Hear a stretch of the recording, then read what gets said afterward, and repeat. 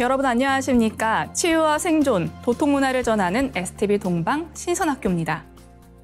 요즘은 아스팔트와 보도블럭으로 길이 잘 조성돼 있기 때문에 요즘 내가 흙을 밟은 적이 있었나 떠올려보면 그렇지 않을 때가 더 많죠.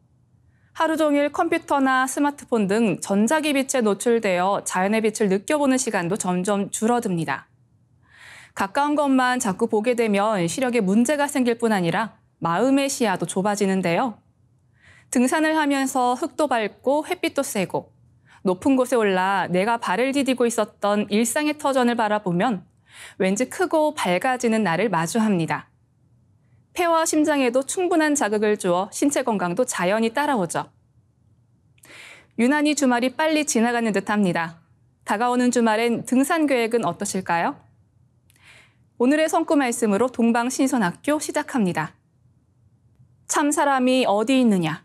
참 사람을 만나야 하리니 추나추동 사시절에 일시라도 변치 말고 성경신 석자로 닦으면서 진심으로 고대하면 참 사람을 만나리라.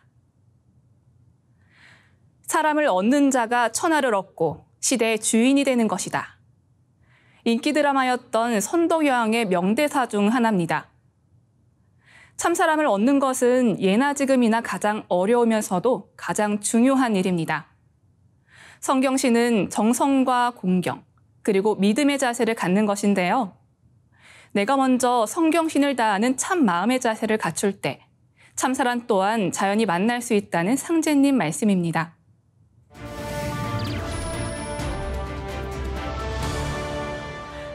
이어서 지구촌 개벽 소식입니다.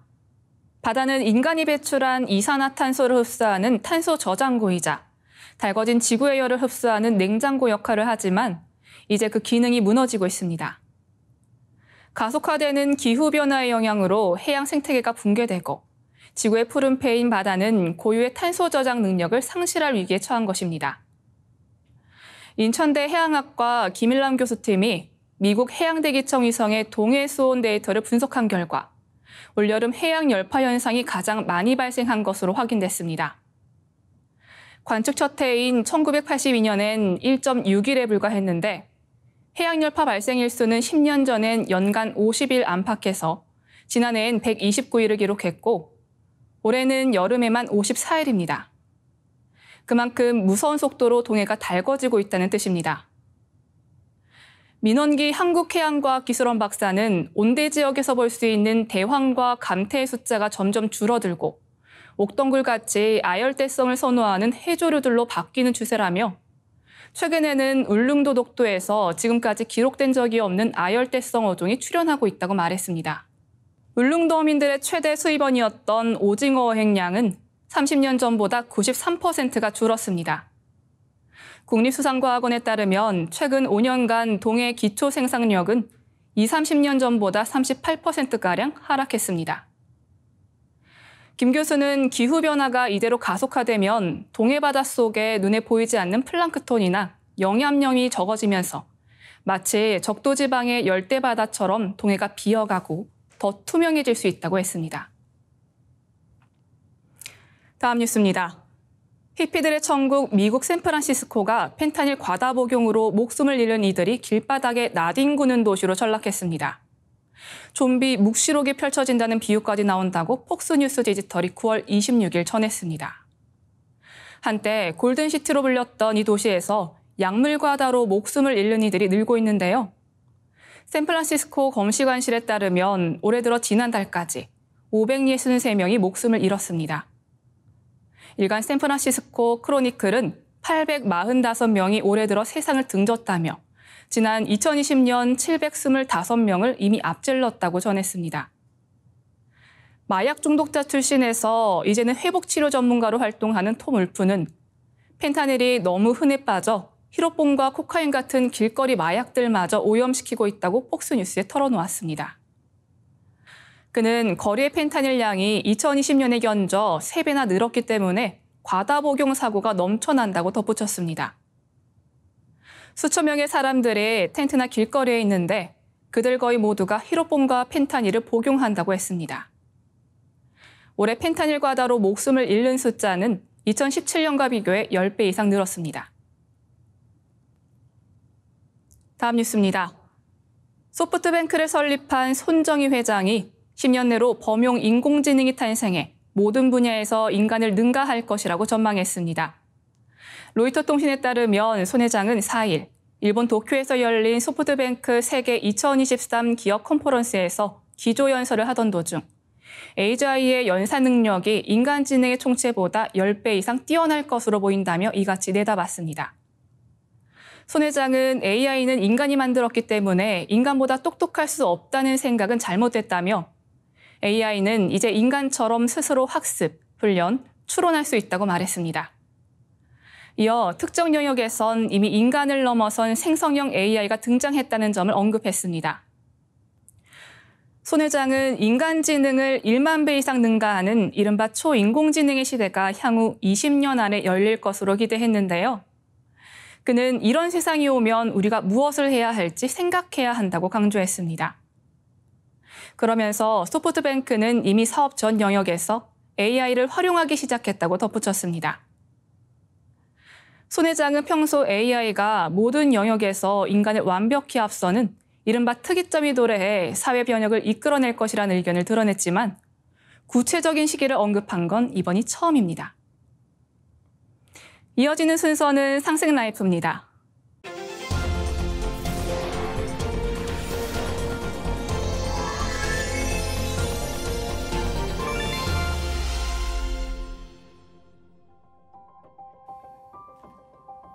안녕하세요. 인문작가 김용호입니다. 한민족 역사 문화의 바탕인 음양 오행과 오령 망량이라는 주제로 이야기를 나누고 있는데요. 지난 시간까지 경복궁을 중심으로 오령 망량을 전해드렸습니다. 조선시대의 건축물 경복궁을 보면 고구려 문화가 계승되었음을 알 수 있습니다. 고구려 벽화에 그려진 오신도는 1600년의 시간을 넘어 경복궁에도 똑같이 조성되었습니다. 임금님께서 대신들을 모아놓고 정치를 냈던 근정전을 보면 돌로 기단을 쌓은 월대라는 구조물이 있습니다. 맨 아래층에는 12지지 동물상이, 두 번째 층에는 사령망량 석상이 배치되어 있습니다. 고구려 고분 벽화와 동일하게 북현무, 남주작, 동청룡, 서백호입니다. 월대를 올라 근정정 건물 안을 들여다보면 천정에 배치된 황룡을 볼 수 있습니다. 특징을 보면 조화를 상징하는 여의주가 붉은 기운을 뿜어내고 이를 중심으로 두 황룡이 꼬리를 물고 회전하며 순환하는 모양입니다. 보통 용은 최대 5발가락으로 표현하는데요. 근정정 천정의 용은 발가락이 7개로 28개의 별자리를 제어한다는 의미로 추정됩니다. 이러한 사령과 중앙 천정 황룡 구조는 고구려 고분벽화 구조와 그대로 일치합니다. 이는 곧 우리 민족의 세계관, 우주관이 고구려로부터 조선으로 계승되었음을 의미합니다. 천상 별자리에서 내려온 황룡, 현무, 주작, 청룡, 백호가 지키는 경복궁. 그 근정전에 앉아 계신 임금님은 어떤 의미일까요? 오령은 28수에서 유래되었기에 상제님이 계시는 자미원을 울타리처럼 지키는 것이 본래 임무입니다. 그래서 사람이 오령의 호의를 받으려면 상제님께 허락받은, 인정받은 천자이어야 합니다. 고구려 사람들은 자기들의 임금님이 천상 별자리에 계시는 상제님께 통치권을 부여받은 천자라고 생각했습니다. 이 관념이 조선시대에도 그대로 이어져 조선의 임금도 우주 통치자 상제님께 허락받은 천자가 되기를 바랬습니다. 그래서 조선의 임금님들은 모두 1월 오봉도를 배경으로 앉습니다. 1월은 음과 양을, 5 봉우리는 오행을 상징하여 음양오행이 조화로운 세상을 의미합니다. 또한 임금님이 어저에 앉음으로써 하늘과 땅 그리고 사람이라는 천지인이 완성되는데요. 임금님이 하늘과 땅의 자녀, 다시 말해서 천자임을 드러냅니다. 선조들께서는 오령 망령님들이 언제나 우리 임금님을 지켜주시길 기원했으며 전쟁에 나가서도 언제나 승리하기를 기원하여 오령 깃발을 빼지 않았습니다. 경복궁에서는 하루에 2번씩 수문장 교대 행사가 있습니다. 이때 수문장들이 여러 깃발들을 들고 행렬을 보여주는데요. 이때도 주작, 백호, 청룡, 현무, 황룡 등 다양한 깃발을 볼 수 있습니다. 경복궁 고궁박물관에서 만날 수 있는 사령 망량 깃발인데요. 주작기는 고구려 삼조고처럼 발이 셋입니다. 거기에 더해서 머리도 셋으로 그려져 고구려 고분 벽화 속 주작과 다른 모습입니다. 정조대왕의 화성 행차도를 보면 임금님을 상징하는 황룡기가 둑기를 따라 행진하는 모습을 볼 수 있는데요. 어떤 깃발에는 용이 하나이고 어떤 깃발에는 용이 두 마리입니다. 그 차이는 무엇일까요? 임금님의 깃발은 황색 용인데 두 마리가 서로 마주보고 그려져 있고, 임금님의 어명을 받아 군령을 집행하는 대장군은 황색 용이 한 마리만 그려집니다. 이와 같은 두 마리 용이 그려진 황룡기를 교룡기라고 부릅니다. 서로 마주보거나 또는 서로 꼬리를 물고 순환하는 형상으로 그려집니다. 오령 망량님들은 깃발에만 그려진 것이 아니라 임금님의 투구와 갑옷에도 등장합니다. 조선시대 후기 대표 갑옷인데요. 겉면은 쇠로 된 단추 혹은 징이 규칙적으로 박혀 있습니다. 안쪽 면에 대어놓는 얇은 철 조각들을 고정하는 기능을 합니다. 이 때문에 두정갑이라고 부릅니다. 임금님의 투구 앞부분 좌우로 용이, 뒷부분 좌우로 봉황이, 좌우측 옆면에 봉황이, 이마에는 용이나 봉황으로 장식되어 있습니다. 갑옷 앞부분에는 청룡이, 뒷부분에는 백호가, 어깨 보호대에는 용이 배치되어 있습니다. 투구 뒷면 장식과 활통에 도깨비 망량이 표현되고 화약통은 거북이 모양입니다. 갑옷과 투구, 무장에 5 오령 망량이 모두 등장합니다. 황후 예복에 장식된 디자인을 보겠습니다. 금색으로 꾸며진 아름다운 머리 장식이 봉황의 모양을 하고 있습니다. 허리에는 옥을 깎아 용을 조각한 신비로운 옥대를 둘렀습니다. 웹불 용 모양의 비녀와 아름답게 제작된 장식으로 머리를 꾸미고 가슴에는 정면을 바라보는 용 모양 흉배가 자리합니다. 이렇게 제왕과 황후의 옷에는 임금님을 상징하는 용봉부터 오령 망량님들을 쉽게 찾아볼 수 있습니다. 예로부터 용과 봉황은 제왕을 상징했습니다. 그래서인지 일상 유물에서는 찾아보기 어려웠는데요. 후대로 시대가 바뀌면서 점차 5 망량이 일상생활 속으로 스며들게 됩니다. 고려시대에는 해상무역 활동이 활발했습니다. 그 때문인지 고려시대 문화유산에는 바다를 무대로 활동하는 해룡 또는 어룡이 많이 등장하는데요. 대표적인 유물로 중앙박물관 2층에 가면 거북이와 어룡이 결합된 독특한 디자인의 고려 청자를 만날 수 있습니다. 조선시대 왕후의 침전이었던 경복궁 교태전에는 문에서 십장생 그림을 만날 수 있는데요. 이 중 거북이들은 모두 입에서 상서로운 기운을 뿜어내고 있어 현무가 아닐까 추측됩니다.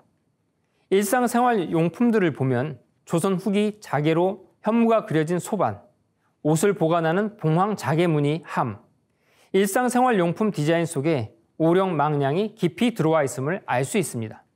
고대까지는 용과 봉황이 제왕 또는 왕족들만이 독점하는 상징이었다면 중세 근세로 들어서면서 대중에게 사랑받는 상징 도안으로 자리매김하게 됩니다.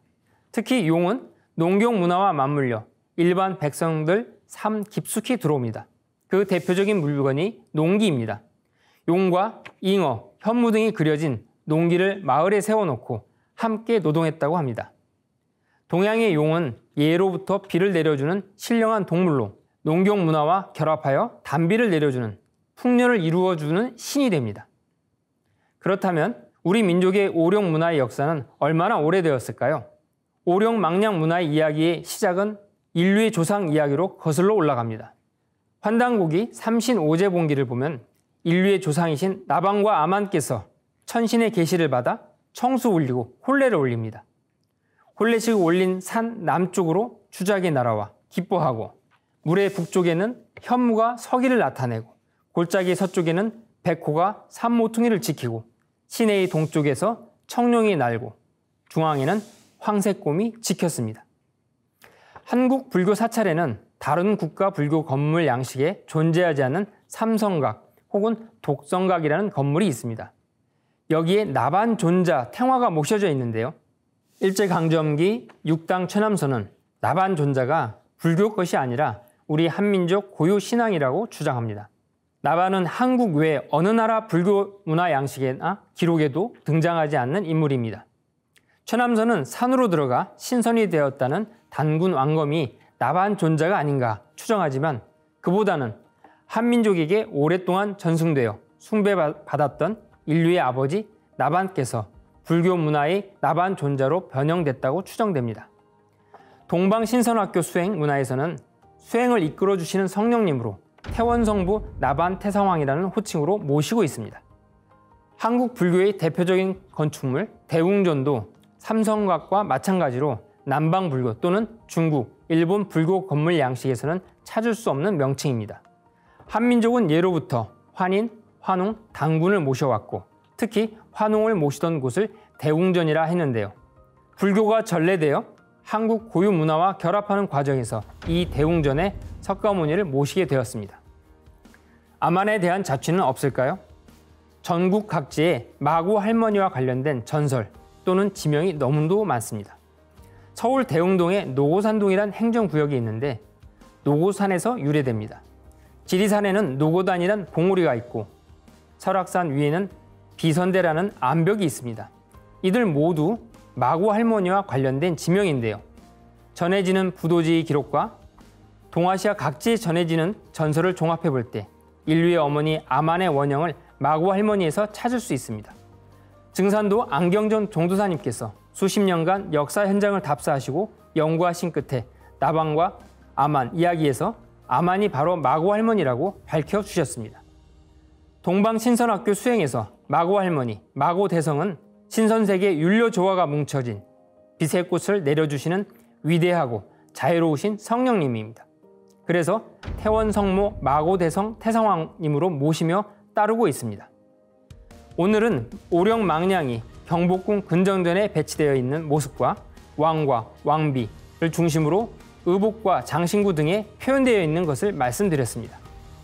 이러한 오령망량 문화는 역사적으로는 고구려, 더 오래는 인류의 조상인 나반과 아만의 이야기까지 올라가는 것을 전해드렸는데요. 한민족의 핵심 문화 코드인 음양오행과 오령망량 이야기는 다음 시간에 계속 전해드리도록 하겠습니다. 고맙습니다. 2부에 앞서 무병장수 신선의 몸을 만드는 문화원전, 최초의 경전, 천부경을 어린이 합창단의 노래로 듣고 오겠습니다.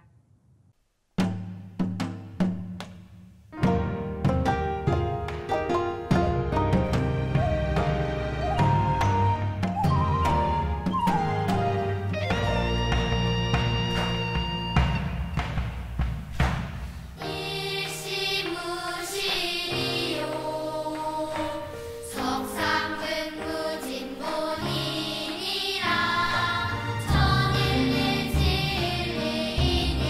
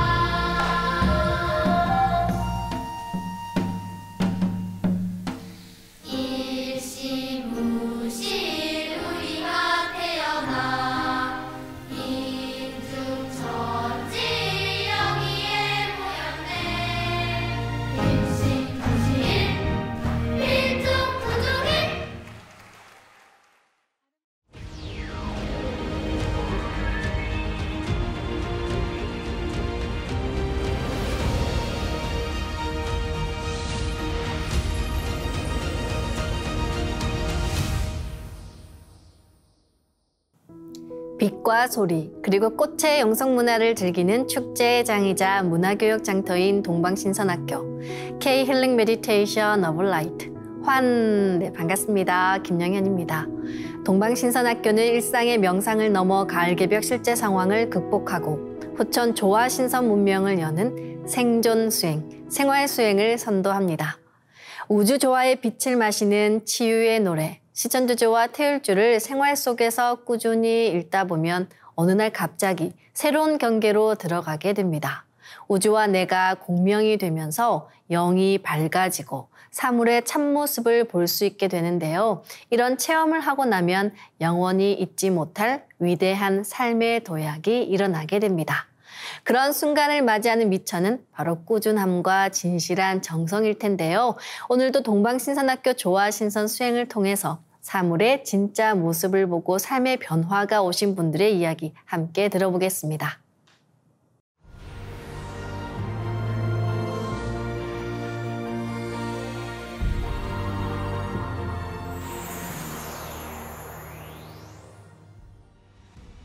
예, 안녕하세요.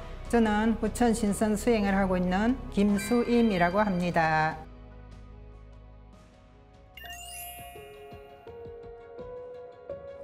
설료화 치유를 하면서 가장 자신 있게 이제 말씀드릴 수 있는 것은 잇몸 치유입니다. 이에 떼어놓은 게 있었는데요. 납작하게 이제 이게 덮듯이 떼어놓은 게 있었는데 그게 떨어졌어요, 어느 날. 그래서 이제 치과에 이제 그거를 다시 붙이려고 갔어요. 갔는데 이제 사진부터 찍어보자고 이제 병원에서는 권유를 해서 사진을 찍고 이제 붙이려고 딱 누워 있는데 의사 선생님께서 사진상으로는 염증이 너무 심하다고 이 말씀을 하시더라고요. 저는 지금은 아프지도 않는데요, 통증이 없는데요, 이렇게 얘기를 했어요. 그러니까 이제 의사 선생님께서 그럼 통증이 없다고 하시니까 그냥 붙여드려라. 이제 얼마 안 있어서 다시 오겠다. 이제 이 느낌을 받았거든요. 그래도 일단은 안 아프니까 그것만 붙여달라고 해가지고 이제 붙이고 왔습니다. 근데 며칠 지나고 보니까 그쪽이 통증이 오는 거예요. 그래서 염증이 심하다고 하더니 이제 아프구나 이제 이렇게 생각하면서 이제 거기에 집중적으로 설료화를 심었습니다. 그러니까 이제 그쪽이 하루 이틀 만에 낫는 거는 아니고 며칠을 꾸준히 심었는데 그 통증이 없어지더라고요. 그 없어지더니 또 그 한쪽이 염증이 생겨서 아프니까 또 위쪽이 어느 날 아픈 거예요. 위에 잇몸이. 그래서 이제 또 이 한쪽이 염증이 생기니까 전체로 또 생기나 하고 또 그쪽을 또 집중해서 계속 심었거든요. 그러니까 어느 날 그 또 통증이 또 없어져요. 그렇더니 또 이제 또 어느 날 또 오른쪽 옆으로 또 통증이 왔어요. 그래서 이제 또 거기에 집중해서 심었습니다. 그러니까 이제 또 그 통증이 없어지더라고요. 그러니까 이제 그 설료화 심기 전에는 아래 잇몸에 염증이 심하다고 말씀하신 곳에 손을 대보니까 진짜 이게 왜 부으면 좀 말랑말랑 하잖아요, 이 잇몸이. 그랬었는데 치유 수행을 하고 나니까 지금도 이제 만져보면 단단해졌거든요. 그렇게 계속 이제 끈질기게 이제 설료화 치유 수행을 했는데 이제 지금은 통증도 없고 그 이후로 병원을 안 갔어요. 안 가도 지금 다 치유가 됐거든요. 그래서 이제 잇몸 치유가 됐다는 거를 자신 있게 이제 말씀을 드릴 수가 있습니다. 예.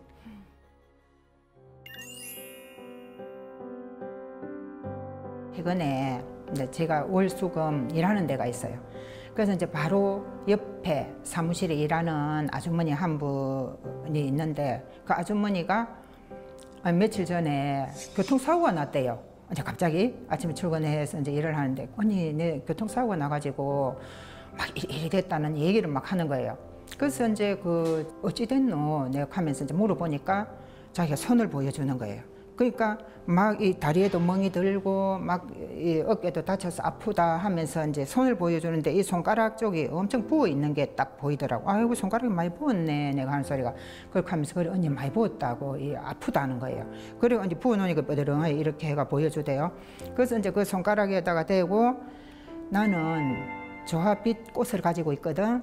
그래서 이제 그 꽃을 심어줄게 하고 이제 직장인이다 보니까 이제 시간을 길게 할 수는 없는 거고 잠시 한쪽 구석에서 의자에 앉아가지고 이제 그 아주머니 손을 잡고 한쪽 손은 밑에 받치고 한쪽 손은 위에다가 얹고 해가지고 이제 설료화를 심어줄게 느낌이 어떤지 딱 느껴봐라 하면서 이제 얘기를 해주고 이제 그 시천주주를 읽어주고 이제 시천주조 화정 영세불망만사지 하면서 이제 그 제목 좀 한참 읽고 그 다음에는 이제 그 태울주를 읽어줬거든요. 그 아주머니 손을 가운데다 딱 놓고 이렇게 그러니까 이제 그렇게 해주고 오래 할 수가 없어서 이제 좀 읽어주고 끝을 내면서 느낌이 어때? 느낌이 있었어? 관계네. 언니 두 번인가 느낌이 오던데 이렇게 하는 거예요.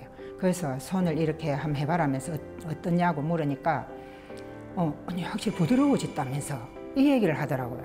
그래서 내가 시간이 여유가 있으면 설료와 치유 수행을 해주면 많이 좋아지고 치유가 될 수도 있겠다 하는 이제 그 자신감이 생기더라고요. 예, 그런 경험이 최근에 있었어요. 가장 좋은 점은 뭐니 해도 이제 내 건강은 내가 다스리고 추스릴 수 있다. 이제 그거죠. 그러니까 우리가 나이가 들면서 이제 건강하게 사는 게 최고잖아요. 그래서 첫째로 내 건강은 내가 다스릴 수 있다. 이제 이 자신감이 생긴 겁니다. 네, 태상중도사님께서는 내가 사는 성스러운 진리로 남을 살려주어야 한다 하셨는데요. 설료와 치유 수행을 통해서 먼저 본인의 아픈 곳을 치유하고 또 다른 분까지 치유해서 상생의 도심을 실천하신 김수임 도생님의 사례가 많은 분들께 귀감이 되리라 생각됩니다. 네, 그럼 나를 살리고 남을 살리는 수행 지금 시작해 보겠습니다.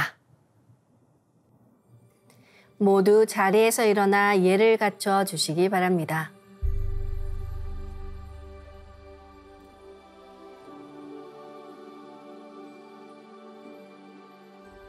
신단 앞으로 나와 청수를 열고 자리로 돌아와 주시기 바랍니다.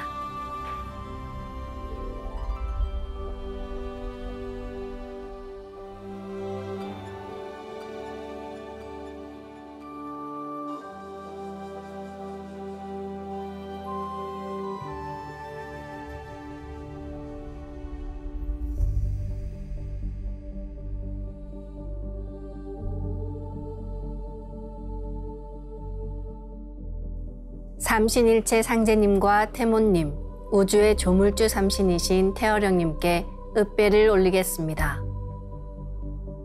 읍배.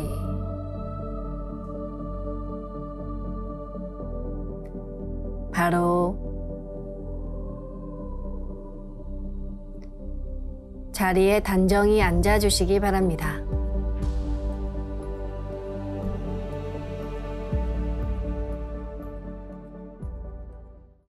이제 고요한 마음으로 자세를 바르게 하며 눈은 지그시 감습니다. 허리는 반듯하게 펴고 앉습니다.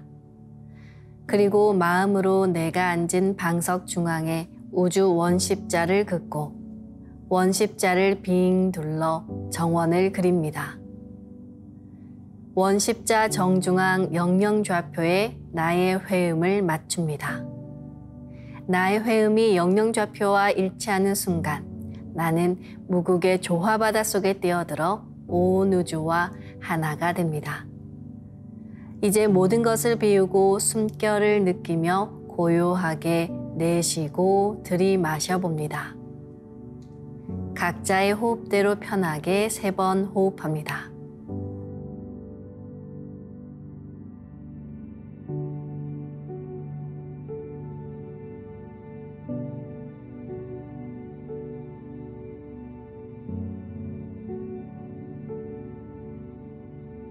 이제 숨을 쭉 내쉬며 하단 전에 저 아래 끝까지 내쉬어봅니다.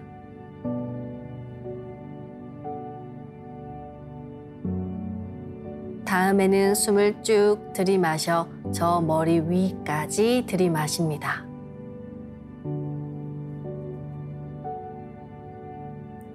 이것을 3번 반복합니다. 숨이 짧은 경우에는 중간에 다시 들이마시고 내쉬어도 좋습니다.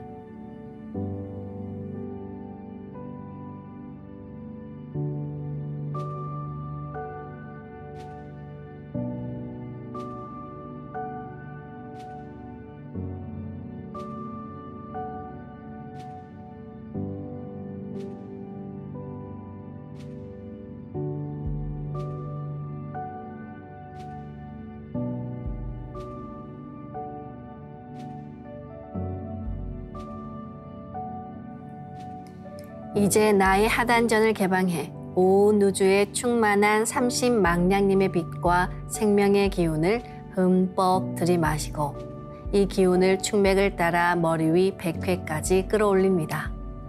숨을 내쉴 때는 100회에서 회음까지 충맥을 따라 기운을 쭉 내리며 동시에 스트레스와 피로, 우울, 불안과 원망, 분노 등 모든 어둠을 몸 밖으로 내보낸다고 생각합니다. 숨을 들이마실 때는 단순히 공기, 산소를 마시는 게 아니라 삼신조화의 빛을 힘껏 끌어당겨 온몸에 가득 채운다는 생각을 하며 5분간 호흡해 보겠습니다.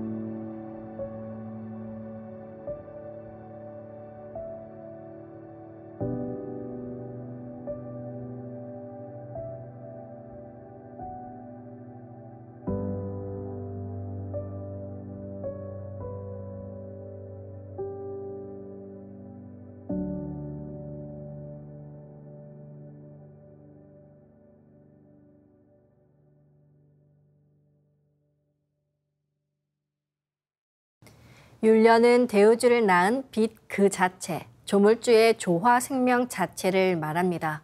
그래서 율려 기운을 갖고 있는 옴과 훔 사운드와 함께 호흡하면 이 우주를 낳은 빛 덩어리가 내 몸에 들어오는 것입니다. 옴에서 훔으로, 훔에서 옴으로 내 몸의 중심축인 축맥을 통해 오르내리는 상하 호흡을 통해서 빛 덩어리가 내 몸을 정화하면 내 몸의 죽은 조직도 갱생시키는 변화가 일어납니다. 그럼 지금부터 옴과 훔으로 축맥을 따라 호흡해 보겠습니다. 옴 하며 숨을 내쉽니다. 옴소리와 함께 백회에서 축맥을 따라 숨을 쭉 내려 하단에 다다르면 옴의 빛을 강하게 폭발시켜 하단에 붙입니다. 숨은 회음까지 쭉 내립니다. 다음은 마음으로 훔 하며 숨을 깊이 들이마십니다. 훔소리와 함께 회음에서 상단까지 숨을 쭉 올려 머리 위 상단에 다다르면 훔의 빛을 강하게 폭발시켜 상단에 붙입니다. 숨은 100회까지 쭉 올립니다. 도가 높아지고 수행력이 높아지면 빛을 받아들이는 힘이 세지며 폭발하는 불빛도 볼 수가 있습니다. 온 우주의 무궁한 빛이 내 몸에 꽉 찬다고 생각하면서 옴과 훔으로 축맥을 따라 호흡하는 시간 가지겠습니다.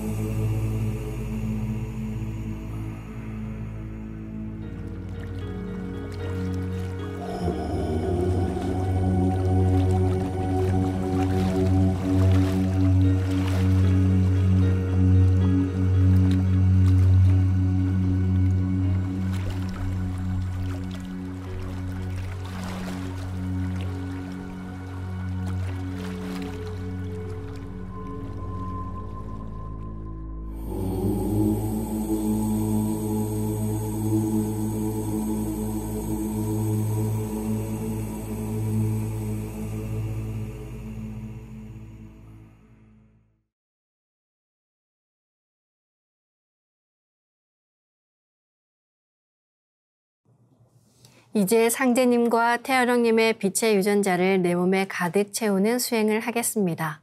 나의 손목에는 백광의 빛 팔찌처럼 상제님 빛의 유전자와 태어령님 빛의 유전자가 있습니다. 상제님과 태어령님의 조화 광채, 빛의 유전자를 생각으로 DNA 나선 형태처럼 꼬아 하나로 만듭니다. 백광의 조화 광채, 빛의 유전자를 이제 온몸에 가득 채웁니다. 온몸에 가득 찬 빛의 유전자가 나의 손상된 유전자를 고치고 젊어지는 유전자, 건강한 유전자가 활성화된다는 생각으로 수행합니다. 빛의 유전자가 내 몸에 가득 차면 첫 번째, 온몸에서 빛이 반짝반짝 납니다. 두 번째, 반짝이는 빛의 유전자들이 합쳐져 부분 작은 빛폭발이 일어납니다. 세 번째, 작은 빛폭발들이 합쳐져 온몸에 큰 빛폭발이 일어납니다. 상제님과 태어령님 두 분의 빛의 유전자가 반짝반짝 빛폭발을 할 때 무궁한 율려조화를 일으킵니다. 빛이 반짝이면 반짝일수록 빛폭발이 크면 클수록 빛의 유전자가 활성화됩니다. 빛폭발을 강하게 시키며 도공수행을 하겠습니다. 기천주 조하정 영세불망만사지 지기금지 원의대강 시천주 조하정 영세불망만사지 지기금지 원의대강 시천주 조하정 영세불망만사지 지기금지 원의대강 시천주 조하정 영세불망만사지 지기금지 원의대강 시천주 조하정 영세불망만사지 지기금지 원의대강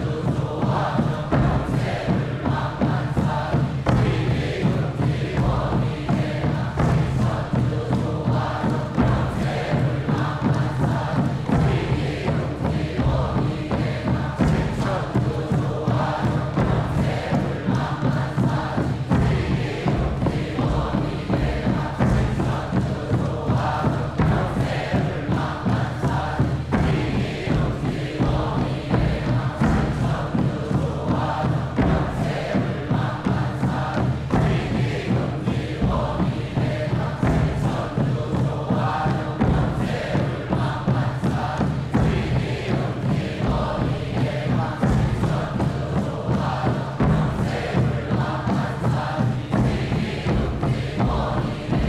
시천주 조하정 영세불망만사지 지기금지 원의대강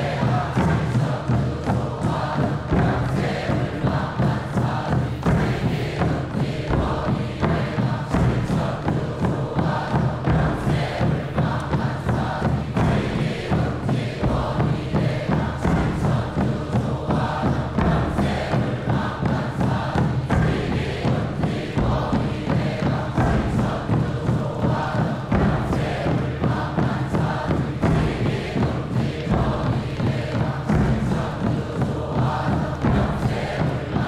조하정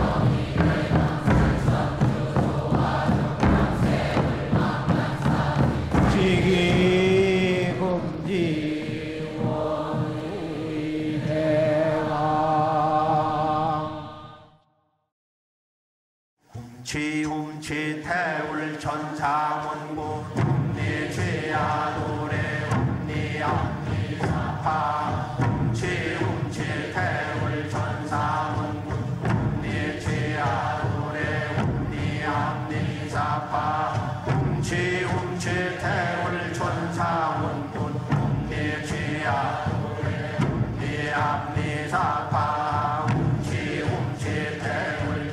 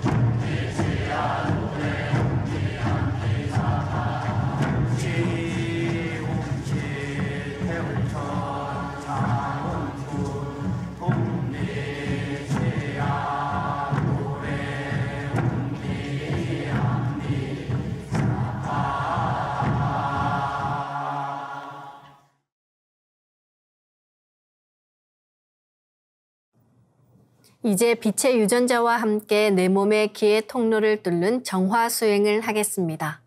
백회에서 회음까지 수직으로 서 있는 축맥은 우주의 기운을 직통으로 내려받는 중심 파이프라인, 우리의 생명 중추맥입니다. 우리의 의지나 건강, 생명이 축맥을 통해서 대우주와 소통되며 강해집니다. 역동적으로 주문을 힘차게 읽으며 축맥을 뚫고 나서 내 몸의 앞뒤 중심 라인을 따라 흐르고 있는 임동맥도 뚫어 정화하겠습니다. 그런 빛의 유전자로 광선 여의봉을 만들어 보겠습니다. 나의 손목에 백광의 빛 팔찌처럼 있는 상제님과 태어령님의 조화 광채, 빛의 유전자를 생각으로 DNA 나선처럼 꼬아 하나로 만듭니다. 하나로 합쳐진 두 분의 조화 광채, 빛의 유전자로 길이 30cm, 두께 3cm의 막대기처럼 길쭉한 빛봉을 만들고 양 끝을 뾰족하게 하여 백회 아래에 수직으로 세웁니다. 삼신 조화 수행의 모든 과정은 여의주인 내 생각 그대로 이루어집니다. 그럼 이제 집중해서 광선 여의봉을 백회와 회음 사이로 이동시키며 진득하게 일념으로 축맥을 뚫어보겠습니다. 이때 광선 여의봉은 몸 밖으로 나가지 않고 몸 안에서 움직이며 수행할 때는 축맥을 따라 광선 여의봉을 올리고 내리는 손동작을 함께 하셔도 좋습니다. 기천주 조하정 영세 불망만사지 지기금지 원의대강 시천주 조하정 영세 불망만사지 지기금지 원의대강 시천주 조하정 영세 불망만사지 지기금지 원의대강 시천주 조하정 영세 불망만사지 지기금지 원의대강 시천주 조하정 영세 불망만사지 지기금지 원의대강 시천주 조하정 영세 불망만사지 지기금지 원의대강 시천주 조하정 영세 불망만사지 지기금지 원의대강 시천주 조하정 영세 불망만사지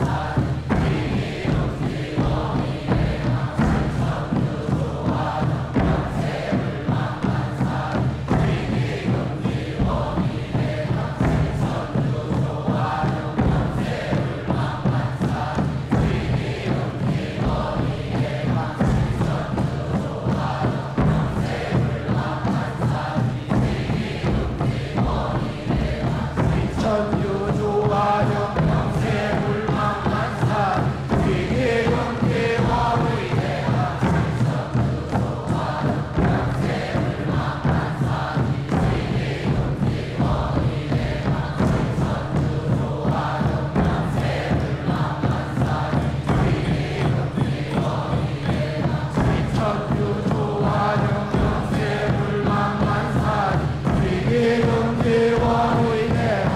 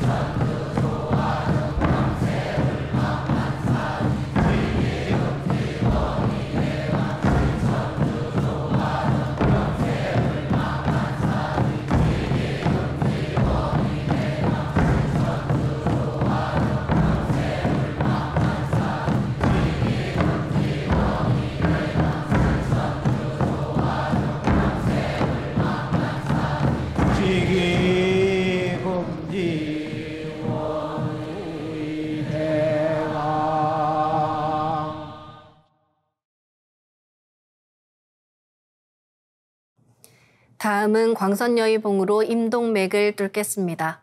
그럼 광선여의봉을 생각으로 회음 쪽으로 옮깁니다. 임동맥을 뚫을 때는 호흡의 결에 맞춰서 뚫는 게 좋습니다. 회음에서 동맥을 따라 들숨으로 광선여의봉을 올리고 인맥을 따라 날숨으로 내리며 임동맥을 정화하겠습니다. 동맥을 따라 올릴 때는 의지를 가지고 쭉 힘차게 올려주시기 바랍니다. 도공 동작은 축맥을 뚫을 때와 같습니다.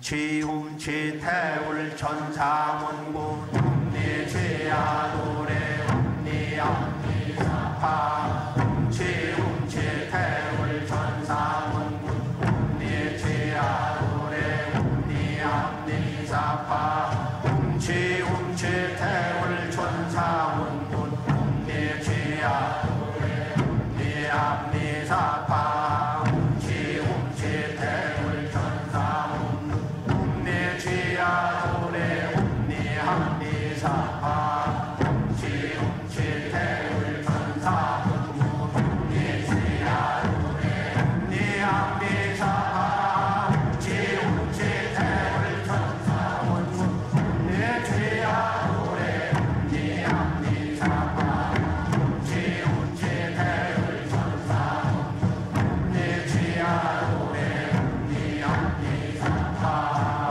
지움치 태울 천사문구 내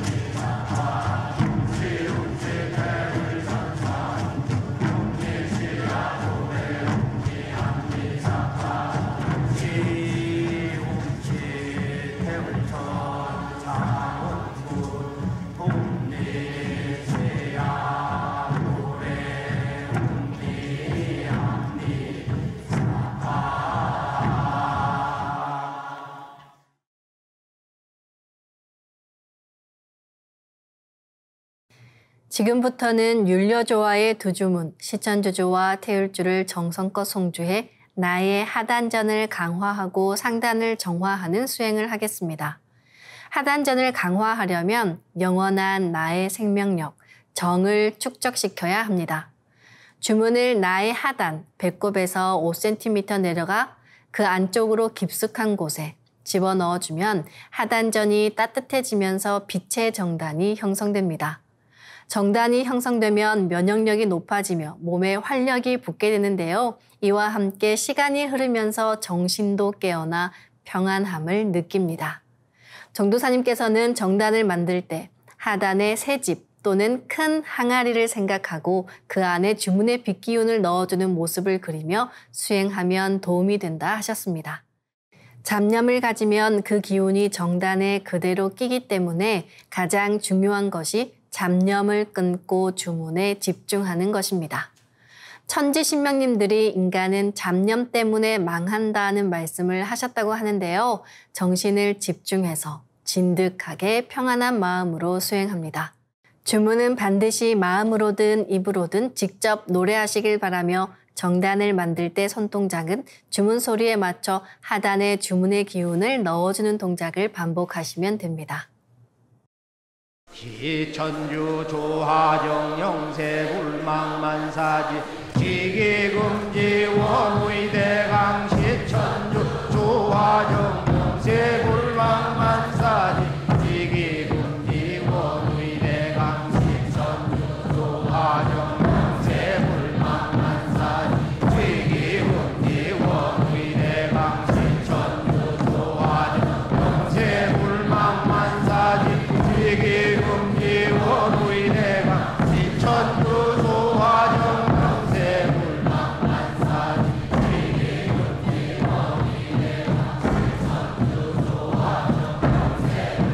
지기금지 원의대강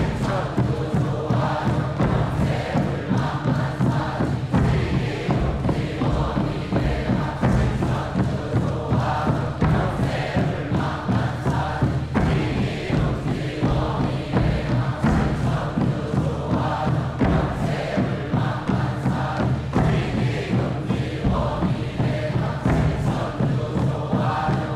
조하정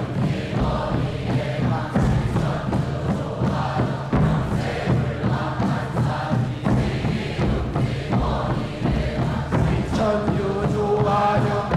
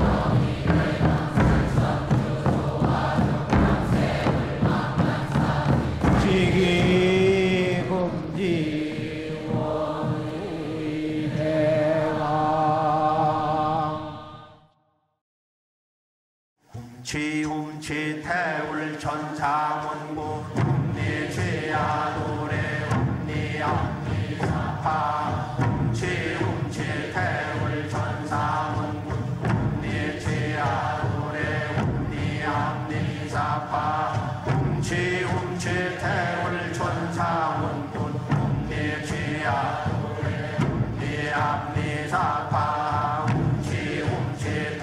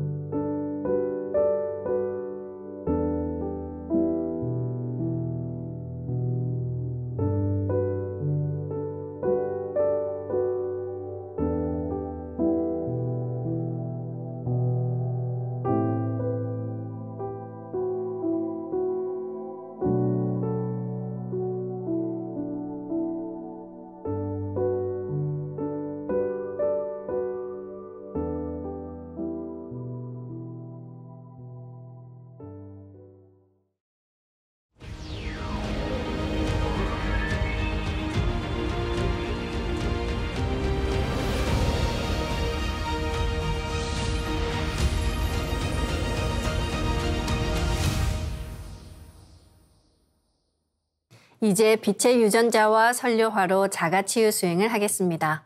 먼저 두 분께 받은 조화광채, 빛의 유전자로 빛판을 만들겠습니다.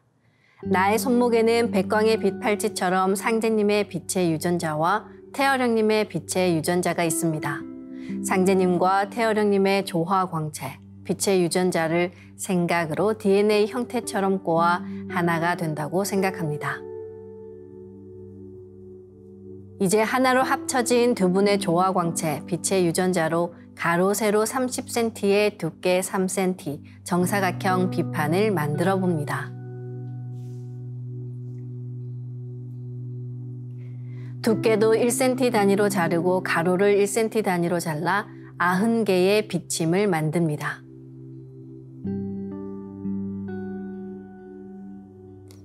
아픈 곳이 있으시다면 그곳에 먼저 비침을 꽂고 수행하시길 바랍니다. 비침은 한 개씩 넣어도 되고 여러 개를 한 번에 꽂아도 좋습니다. 네, 오늘은 심장에 집중해서 비침을 꽂아보겠습니다. 먼저 좌심실과 좌심방에 비침 15개씩 생각으로 한 번에 꽂아 넣습니다.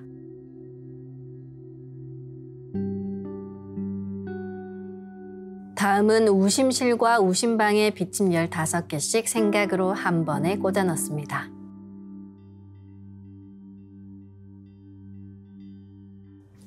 심장의 내 판막에도 비침 30개를 골고루 꽂아줍니다.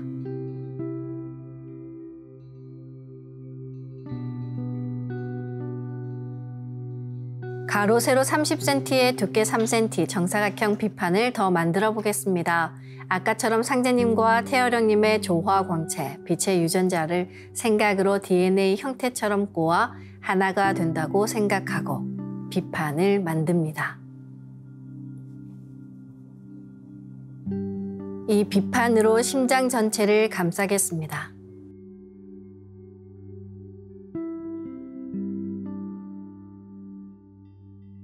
다음은 우주율녀의 조화꽃, 설려화를 심겠습니다. 설려화를 전수받고 수행을 하지 않으시면 꽃이 서서히 사라집니다.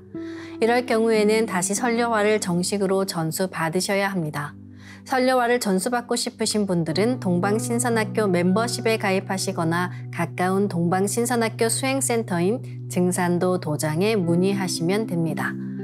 그럼 설려화 비폭발 수행을 시작하겠습니다. 설려화 반짝반짝 비폭발 수행법의 3대 공식은 첫 번째, 내 몸에 꽃을 심습니다.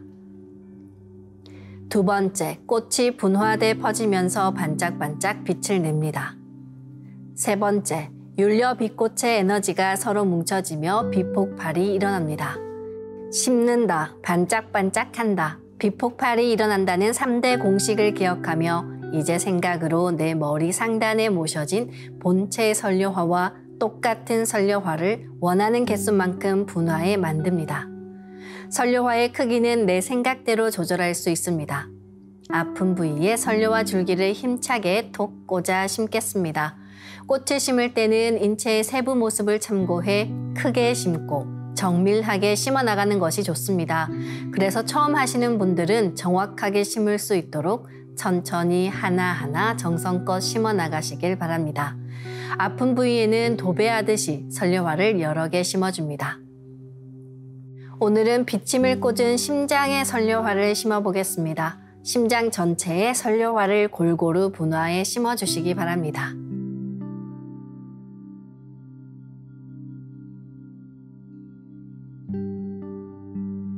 설려화를 내 몸 곳곳에 심으면 순식간에 크고 작은 설려화가 생겨 60조 개의 세포 단위를 넘어 양자 세계까지 수평과 수직으로 수억 수조 송이의 꽃이 퍼져나가며 가득 찹니다. 반짝이는 수많은 설려화 빛꽃들의 에너지가 뭉쳐지면 핵융합하듯 불꽃 폭죽이 터지듯이 비폭발을 합니다.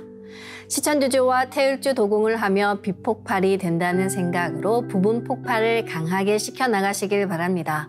부분 폭발을 계속해 에너지가 뭉쳐지면 전체 폭발이 일어납니다. 아픈 부위에는 집중해서 비폭발을 시키면 그 부위가 시원해집니다. 아픈 부위에는 설려화가 치유의 과정에서 병기와 함께 녹아내리기도 하니까요. 수행 중간중간 계속해서 설려화를 심어주시기 바랍니다. 그럼 설려화를 반짝반짝 가득 채우고 비폭발 수행을 하겠습니다. 비폭발이 일어나면 빛꽃요정님 나오셔서 저의 심장을 완전히 새롭게 갱생시켜주세요. 저의 심장을 튼튼하게 해주세요. 저의 모든 혈관을 맑혀주세요 라고 꽃요정님들께 기도하며 수행하시면 좋습니다. 반드시 낫는다는 강력한 확신을 갖고 수행하시길 바랍니다. 시천주 조화정 영세불망만사지 지기금지 원의대강 시천주 조화정 영세불망만사지 지기금지 원의대강 시천주 조화정 영세불망만사지 지기금지 원의대강 시천주 조화정 영세불망만사지 지기금지 원의대강 시천주 조화정 영세불망만사지 지기금지 원의대강 시천주 조화정 영세불망만사지 지기금지 원의대강 시천주 조화정 영세불망만사지 지기금지 원의대강 시천주 조화정 영세불망만사지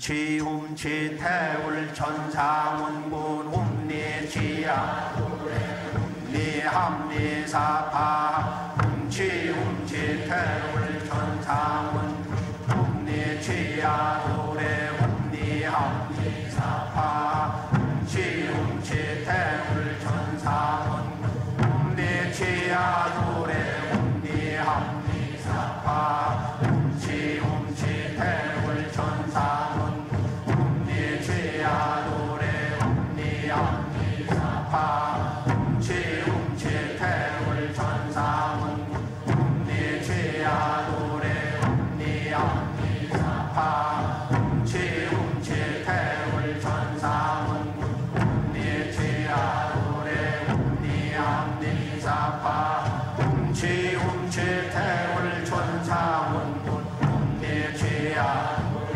훔리합리사파 훔치 태울 천상원 훔리지야 노래 훔리합리사파 훔치 태울 천상원 훔리지야 노래 훔리합리사파 훔치 태울 천상원 훔리지야 노래 훔리합리사파 훔치 태울 천상원 훔리지야 노래 훔리합리사파 훔치 태울 천상원 훔리지야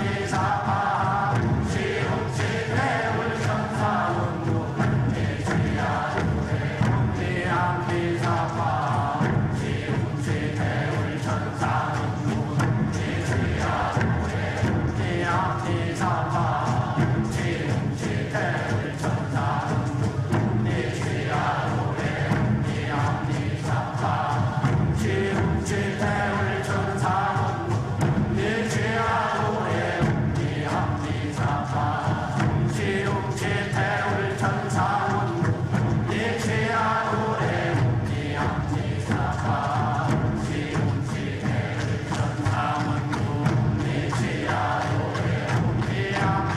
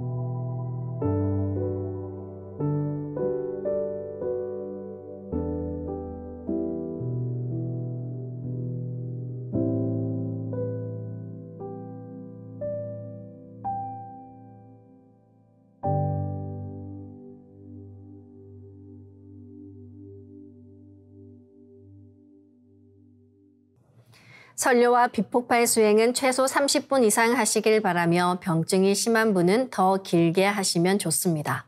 간절히 기도하며 수행하면 그 기도에 대한 감흥으로 설료화의 자가 치유력도 훨씬 높아집니다. 이로써 오늘 수행을 마치겠습니다. 모두 자리에서 일어나 예를 갖추어 주시기 바랍니다.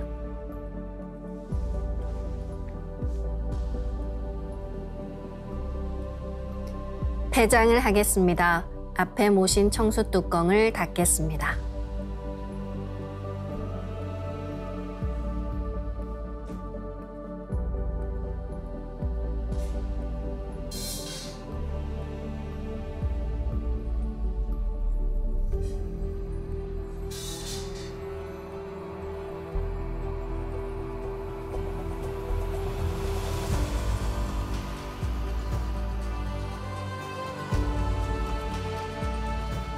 읍배를 올리겠습니다.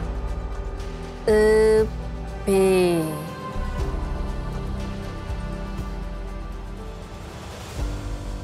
바로